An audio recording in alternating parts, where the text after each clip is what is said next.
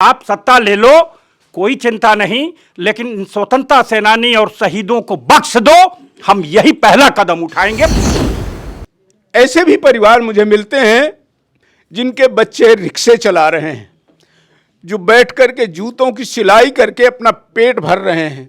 मेरा भी सीना फटता है कि जो देश अपने इतिहास को भूल जाता है, जो अपने देश के आजादी के परवाने को भूल जाता है, उसको बहुत जल्दी गुलाम बनाया जा सकता है। और गुलाम बनाने की प्रवृत्ति इस देश में चल रही है, और इसी के कारण आप देखिए तरह तरह के षड्यंत्र चल रहे हैं। उन स्वतंत्रता सेनानियों ने यह सोचा था कि मैं जो अपनी जान दे रहा हूं, इस वजह के लिए दे रहा हूं कि आने वाले वक्त में उनको परिवार की पहचान के लिए भी पोस्टर लगाना पड़ेगा आजादी के 75 साल बाद।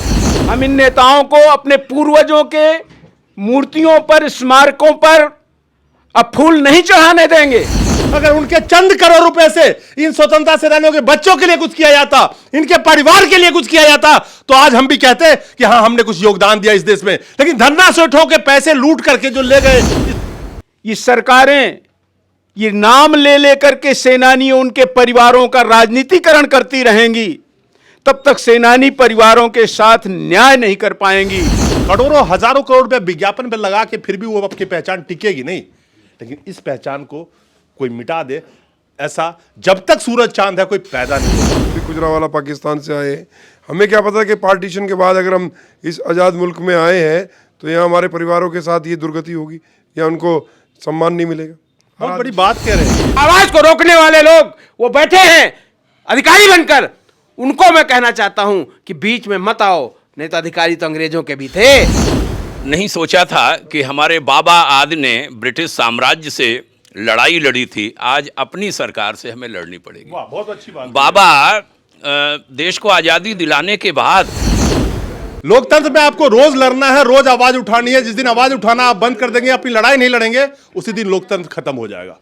तो अगर आपको आजाद रहना है, दोस्तों नमस्कार, हमारे सामने देखेंगे कुछ बुजुर्ग खड़े हैं। आजादी के 75 साल अमृत महोत्सव मना रहे हैं हम। लेकिन कितनी शर्म की बात है, मुझे एक जरा सा भी परहेज नहीं है ये कहने में कि ये जो आज यहाँ पे खड़े हैं, ये जो आज यहाँ पे एक लड़ाई लड़ रहे हैं, क्या लिखा है इस पोस्टर पे? स्वतंत्रता संग्राम सेनानियों, शहीदों के सम्मान तथा उनके परिजनों के अस्तित्व की रक्षा हेतु।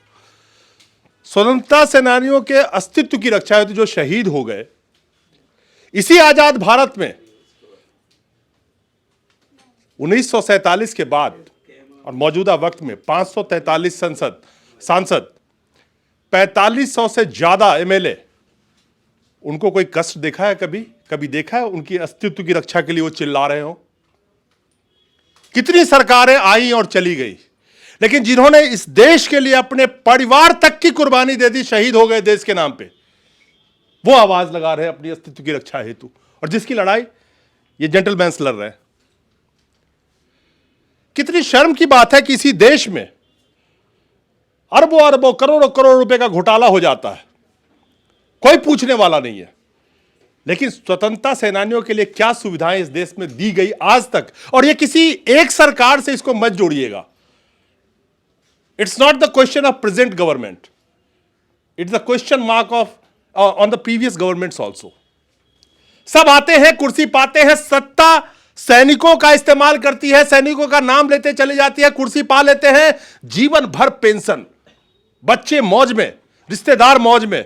लेकिन वो स्वतंत्रता सेनानी जो इस देश के लिए अपनी जान दे दी, अपने परिवार तक को कुर्बान कर दिया उन्होंने। चंद हजार लोगों के भी नाम आपको शायद पता नहीं होगा, और मैं एक किसी भी अन्य भारतीय से पूछ लूं कि हमें स्वतंत्रता सेनानी का नाम गिनवा दीजिए, तो 50 लोगों का नाम गिनवाते गिनवाते वो हांफने लगेंगे। लाखों गुमनाम लोगों ने इस देश की आजादी के लिए अपनी जानें दे दी, और वो मांगने नहीं आते आज के वक्त पे कि हमें क्या मिला। लेकिन जिन चंद लोगों, मैं जानता हूं चंद लोगों के नाम आप गिन सकते हैं और गिनवा सकते हैं। बहुत खूबसूरत पोस्टर इन्होंने लगवाई है, आज के वक्त में ये बहुत जरूरी है। बिस्मिल और अशफाकुल्लाह खां, सब ने इनकी दोस्ती की कहानी भी सुनी होगी। लेकिन मैं और भी चीजें बताऊं उससे पहले सर, मैं ससम्मान ये बात पूछना चाहता हूं कि आज क्या हो रहा है 75 साल बाद? ये पोस्टर देखिए, मुझे तो बहुत शर्म आ रही है इस देश में। देखिए, हम लोग भी शर्मिंदा हैं कि हम लोगों का रक्त मांगने वाला नहीं रहा। आज भी हम इस देश को देना चाहते हैं। हम देने के लिए उतावले हैं, हम मांग नहीं रहे। हम तो सही सलाह देना चाहते हैं सरकार को, यहाँ के प्रशासन को, प्रशासकों को, न्यायपालिका को कि अरे सुनो, उनकी सुनो जिन लोगों ने अपना सब कुछ त्याग और बलिदान करके यह देश तुम्हारे हवाले कर दिया। नहीं सुनोगे तो फिर पछताओगे। और अब जो दोबारा आज़ादी की लड़ाई लड़ी जाएगी, पता नहीं पंडित बिस्मिल, अशफाकुल्ला खां और भगत सिंह मिलेंगे कि नहीं मिलेंगे। इस बात की वेदना है, इसके लिए दुख है कि हमारी आवाज़ सुनो। हम आज भी इतना कुछ दे सकते हैं देश को जो ये राजनेताओं के बस की चीज नहीं।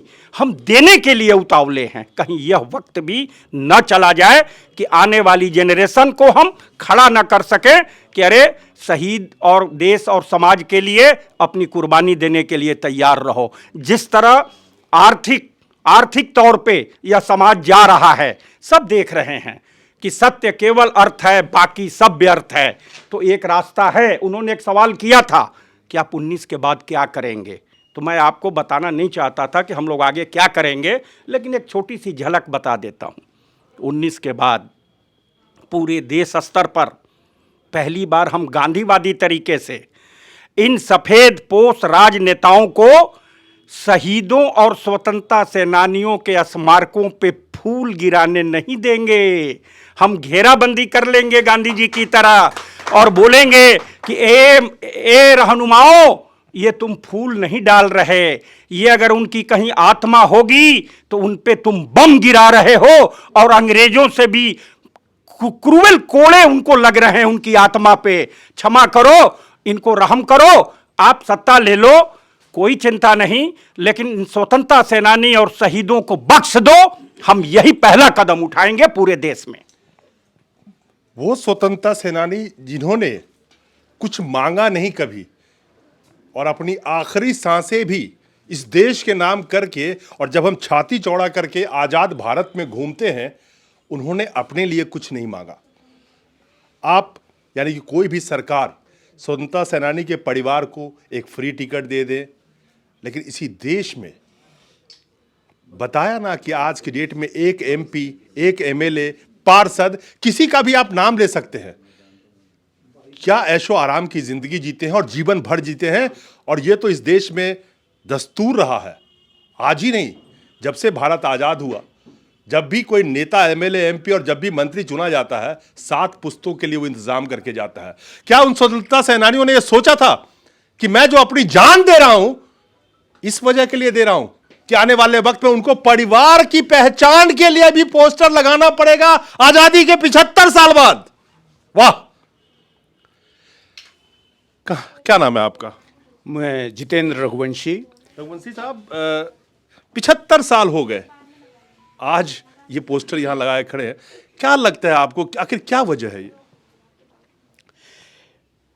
मैं पूरे देश में घूमता हूं सेनानी परिवारों के संगठन के लिए, लेकिन जब ऐसे भी परिवार मुझे मिलते हैं जिनके बच्चे रिक्शे चला रहे हैं, जो बैठ करके जूतों की सिलाई करके अपना पेट भर रहे हैं, मेरा भी सीना फटता है।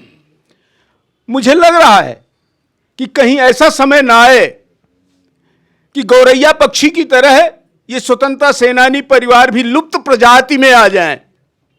इसके लिए हम संघर्ष कर रहे हैं, इसके लिए हम जगह जगह जा रहे हैं। और मैं तो एक ही बात जानता हूं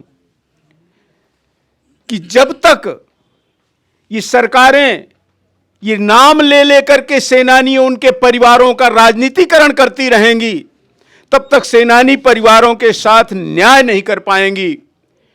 हम लोग एक ही बात चाहते हैं, किस तरह से इन सेनानी परिवारों की, मैं तो कहता हूं, आर्थिक स्थिति पर सर्वेक्षण कराइए ना। 1,73,000 स्वतंत्रता सेनानियों को आपने केंद्र सरकार के हिसाब से मान्यता दी है, लगभग इतने ही राज्य सरकारों के सेनानी हैं। 5 लाख हमारे क्रांतिकारी और सेनानी शहीद हुए।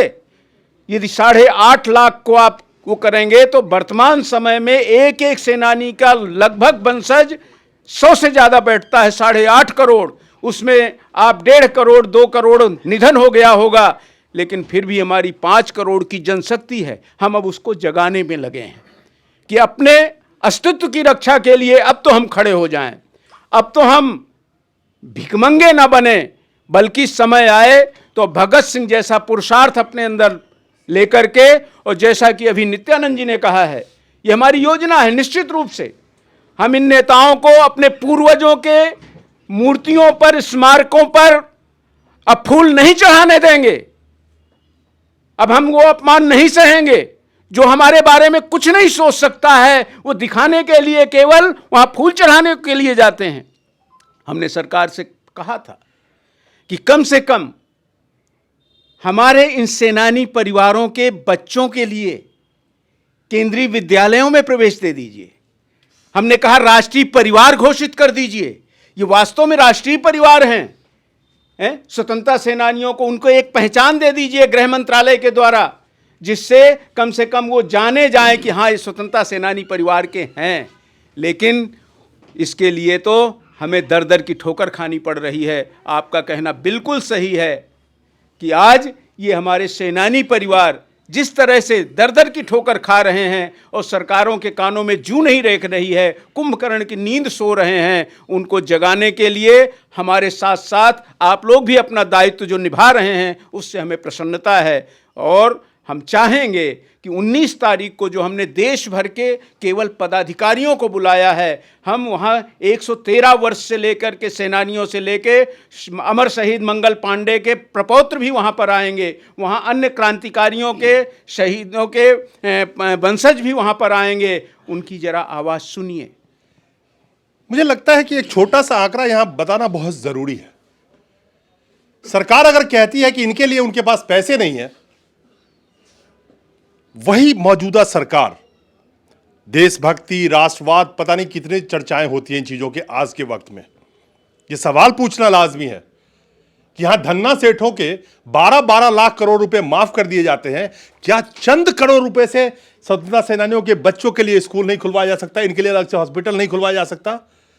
12 लाख करोड़ रुपए की सिर्फ लोन माफी की बात कर रहा हूं, आंकड़ों के साथ बता रहा हूं। आरबीआई का डेटा है, आरटीआई का ये इंफॉर्मेशन है। पिछले 7 सालों में 7 लाख करोड़ बैंक से फ्रॉड हो गए। किसके पैसे थे? इसी जनता के पैसे थे। क्या उस पैसे की अगर बर्बादी इस तरह से हो सकती है, तो उसी जनता जिसके अंदर में देशभक्ति कूट कूट के भरी हुई है, अगर उनके चंद करोड़ रुपए से इन स्वतंत्रता सेनानियों के बच्चों के लिए कुछ किया जाता, इनके परिवार के लिए कुछ किया जाता, तो आज हम भी कहते कि हां, हमने कुछ योगदान दिया इस देश में। लेकिन धन्ना सेठों के पैसे लूट करके जो ले गए इस देश की जनता का, उससे क्या मिला हमारे आपको जनता को? एक गरीब आदमी भी नमक खरीदता है, उस पर टैक्स देता है, उसी के पैसे बैंक से लेके लुटा दिए जाते हैं आज के वक्त में। आखिर क्यों? इस क्यों का सवाल का जवाब आखिर देगा कौन आपको? कोई नहीं देगा ये सवाल। 19 दिसंबर को ये एक बड़ा प्रोटेस्ट करने जा रहे हैं। अपनी जो इनकी डिमांड्स है, डिमांड्स मैं क्या कहूं, इनको कोई क्या देगा? जिन्होंने देश को दिया है और सिर्फ अपने परिवार तक की कुर्बानियां दी है, उनको ये सरकार, कोई भी सरकार क्या दे सकती है? इनको सम्मान के रूप में वो कहना चाहिए, मिलना चाहिए। लेकिन बड़े अफसोस की बात है कि आज़ादी के 75 साल बाद आज फिर से राम प्रसाद बिस्मिल और शहीद अशफाकुल्लाह खां की फोटो लगा के और अपनी पहचान की लड़ाई ये लड़ रहे हैं। इससे शर्म की बात, जो तथाकथित तौर पे अपने को देशभक्त समझते हो, इस भारत में ये पोस्टर कहीं नहीं होना चाहिए था। ये तो वो लोग हैं जिनको पहचान की जरूरत है नहीं। पहचान की जरूरत तो उनको है जिनको कुर्सी चाहिए होता है इनके नाम पे। इनको, ये तो सूरज है, ये तो सदैव चमकते रहेंगे जब तक भारत रहेगा, ये सब चमकते रहेंगे। पहचान की जरूरत उन लोगों को है जो इनके नाम पे कुर्सी पाते हैं राजनीति में, और जब कुर्सी पे बैठ जाते हैं तो इन सबको भूल जाते हैं। ये पहला आंदोलन होगा 19 तारीख को। आप इससे स्थिति का जायजा लगा सकते हैं कि हम लोगों ने जिन 200-250 लोगों को यहाँ आमंत्रित किया है, उनको यह लिख के किया है कि अपने रहने का और खाने पीने का इंतज़ाम करके आना। चूँकि हम लोग सक्षम नहीं हैं कि हम लोग कहाँ रखेंगे, दिल्ली जैसे शहर में कहाँ से खिला पाएंगे, ये करेंगे। अगर ये 200 लोग आएंगे 19 को, तो इसमें कतई शक नहीं सर कि हम लोगों के अनुरोध पर वो दोबारा भगत सिंह की तरह इस संसद को सुनाएंगे, और वो भी ताकत रखते हैं हम। जय हिंद। मुझे आज भी गोंडवी साहब की वो 2 लाइनें बड़ी अच्छी लगती है सुन के, जो मौजूदा वक्त में कहीं ना कहीं लगता है कि जब उन्होंने लिखा होगा तो आखिर क्या सोच के लिखा होगा। जो डलहौजी न कर पाया वो ये हुक्काम कर देंगे। हुक्काम का मतलब शासक होता है। जो डलहौजी न कर पाया वो ये हुक्काम कर देंगे, कमीशन दो तो हिंदुस्तान को नीलाम कर देंगे। सुरा और सुंदरी के शौक में डूबे हुए रहबर ये दिल्ली को रंगीले शाह का हम्माम कर देंगे। हम्माम मतलब गुसलखाना, बाथरूम होता है। सदन में घूस देकर बच गई कुर्सी तो देखोगे, ये अगली योजना में घुसखोरी को आम कर देंगे। ये वंदे मातरम का गीत गाते हैं सुबह उठकर, देख रहे हैं ना आजकल रोज, ये वंदे मातरम का गीत गाते हैं सुबह उठकर, मगर बाजार में चीजों का दुगुना दाम कर देंगे। क्या चल रहा है इस देश में, कितनी, मैं भारतीय होने के नाते बहुत शर्म महसूस करता हूं इन पोस्टर को 75 साल बाद देख के। पूरे देश के स्वतंत्र सेनानियों के लिए इतनी बदहाल हालत में कहाँ ठहर पाएंगे। दूसरी तरफ जो हमारे पूर्व सांसद हैं, मंत्री हैं, उनके लिए 10-10 बीघे कोठियां हैं जो कब्जाए बैठे हैं, और स्वतंत्र सेनानियों के लिए, शहीद परिवारों के लिए कबूतरनुमा जो फ्लैट आपने दे दिए, वो मजाक नहीं तो और क्या है। मेरे पिताजी आज़ाद हिंद फौज में थे, 8 साल के बाद वो वापस आए, और आने के बाद वो वहाँ पर जो आदमी शहीद हुए, उनके जो यंग साथी थे, 26,000 वहाँ के जवान वहीं शहीद हो गए, और जिनका आज तक कोई रिकॉर्ड नहीं है। और जो आए हैं उनमें भी कुछ आदमी ऐसे थे जिन्होंने पेंशन नहीं ली, करे हमने अपना काम कर दिया, हम अपने पेंशन के लिए हमारी कोई रिक्वेस्ट नहीं है। तो ऐसे ऐसे आदमियों को याद किया जाना चाहिए। जो आदमी छोड़ के आगे वहाँ शहीद हो गए, उनका भी नाम होना चाहिए। और जो यहाँ आगे, वो अपना परिवार 8 साल के बाद उनको पहचानना मुश्किल था, पहचानने के बाद वो यहाँ आए। यहाँ आने के बाद में उनको तो ये कह दिया भी अपने जाओ और खेती करो। खेती करने का मतलब भैया भी आप पूरा, उनको फौज में भी रखा जा सकता था, जो 24 साल की उम्र थी, 26 साल की उम्र थी, लेकिन उनको कोई काम नहीं दिया गया, कोई उनके लिए आगे कार्रवाई नहीं हुई। 72 तक तो उन्होंने बिल्कुल एज रहे। 72 में सिर्फ उनको इंदिरा ने 200 रुपये पेंशन की थी। सर आपने पहचान की बात कही, मैं देश के लिए उन्होंने कहा है कि तूने दिया देश को जीवन, देश को मैं क्या देगा, तपती आंच रखने को नाम तुम्हारा लेगा। स्वतंत्रता सेनानी का शब्द खत्म हो रहा है। हम चाहते हैं कि ये शब्द मोटा रहे, आबाद रहे और जिंदा रहे। पहचान की इन्होंने बात करी, लेकिन देखिए आज के वक्त में दौर क्या चल रहा है। अपनी पहचान दिखाने के लिए हजारों करोड़ रुपए विज्ञापन पे खर्च किए जाते हैं, लेकिन ये जो चेहरा आप इस पे देख रहे हैं, इनको किसी विज्ञापन की जरूरत नहीं थी। इनका कर्म ही इनका विज्ञापन था, जिन्होंने अपने कर्म के बदौलत अपनी वो पहचान बनाई जो आप करोड़ों हजारों करोड़ रुपए विज्ञापन पे लगा के फिर भी वो आपकी पहचान टिकेगी नहीं। लेकिन इस पहचान को कोई मिटा दे, ऐसा जब तक सूरज चांद है कोई पैदा नहीं होगा। कहां से आए आप? मैं दिल्ली से। अब क्या 19 दिसंबर का आप लोगों का क्या प्रोग्राम है, क्या करने जा रहे हैं? हम लोग तो, कौन सा संस्था कौन सी है आपकी? हमारी तो सरदार फ्रीडम फाइटर सरदार अमर सिंह सब्बरवाल संस्था है, जो कि उनके 108 साल हुए अभी, उनके स्वतंत्रता जन्मदिन मनाया था। उसमें हमने सभी परिवारों को बुला के भारतवर्ष से सम्मानित किया था। अभी जो मसला मुद्दा है कि पहचान की बात चल रही है, सम्मान की बात चल रही है, तो क्या उम्मीद कर रहे हैं आप इस सरकार से? हम तो ये चाहते हैं कि सरकार जो सोई ये कुंभकर्णी नींद, सभी फ्रीडम फाइटर्स फैमिली से, परिवार से, हम भी गुजरांवाला पाकिस्तान से आए। हमें क्या पता कि पार्टीशन के बाद अगर हम इस आज़ाद मुल्क में आए हैं तो यहाँ हमारे परिवारों के साथ ये दुर्गति होगी या उनको सम्मान नहीं मिलेगा। बहुत बड़ी बात कह रहे हैं ये। पार्टीशन के टाइम में आए थे, सिर्फ सम्मान के भूखे हैं। इन्हें ये कतई ये नहीं कह रहे हैं कि हमें ये दे दो वो दे दो, कम से कम सम्मान तो मिलना चाहिए जिन्होंने इस देश के खातिर अपनी जान गंवाई।